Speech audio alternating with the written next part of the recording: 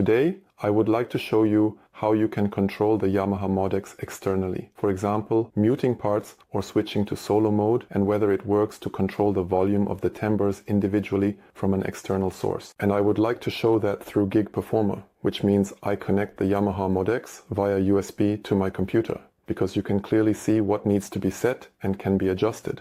Of course, you can do all of this from any other keyboard or DAW main stage, VST Live or anything else that can send these commands. I will now show you what you need to set on the Modx to establish a connection to Gig Performer. First, we need to set the USB cable at the back of the Modx. Let's go into the utility menu, click on MIDI and out, click on USB, and with that we have created the basic possibility to control something. What we might still need to set on the Modx, I will show you next. I'm just going to stay here in this setup with 4 timbres.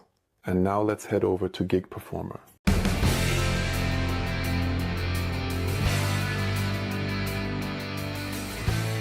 We are now here in Gig Performer. I have created a rack space down here, which unfortunately you can't see because the image doesn't go down far enough. It's called Yamaha Modx. I will first go to Edit here and just start by dragging in a fader, a slider, with which I want to change the volume of a timbre on the Yamaha. Now we go to wiring. Here we have MIDI in, and first we need to insert a MIDI out. The MIDI out for Yamaha is currently not available. Why is that? To find out, we click on Options, go to MIDI ports, and then see that they are grayed out here. So I need to turn on MIDI out for MIDI Modx connection 1. This is the one through which the signals we need will go. We can skip the input for now because we only want to send in one direction. So now I right-click here again, then select MIDI output, then MIDI out, Modx 1, and then we can see here that it is now sending on MIDI channel 1. Now, the Modx or Montage or Yamaha user who knows a bit will already realize that we might encounter problems at one point because the Modx can either be controlled globally, where everything works on one channel, or we can control the individual timbres directly. I will just start here with MIDI channel 1. We don't want to switch anything for now, but we are only concerned with volume for the moment. So we click on the fader here, then down here on plugin, we select Modx 1, and then we choose expression. I would just start with expression because it usually controls something. So when we go to panel now, something should happen on the Yamaha Modx in the best case. So I would go ahead and do this at the same time. Now you see the Modx screen here, and when I move this, nothing happens at first. Why is that? For this, we will go back into the utility mode and click here on Advanced and set a fixed multi here. That's already good. When we are in single mode here, we have this problem that I just mentioned, which is that only one channel is being controlled. So when we control multiple, we are activating several. But why is nothing happening yet? We will now click on Edit. Then go here again to edit the channel, and then here to zone transmit. Interestingly, you need to set this to on, even though it is for external use. You actually don't need the transmit shuttle. Now we go to zone transmit here, and then we see volume expression, which is on. We click on it again, and now we move the fader again.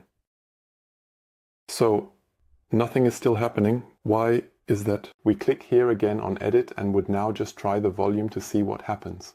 I'm moving it up and down so that it recognizes it. Now it has turned it all the way down. We can see that the lamp is actually not very good. When I stand here, it disappears. We can see that the expression here is not responding.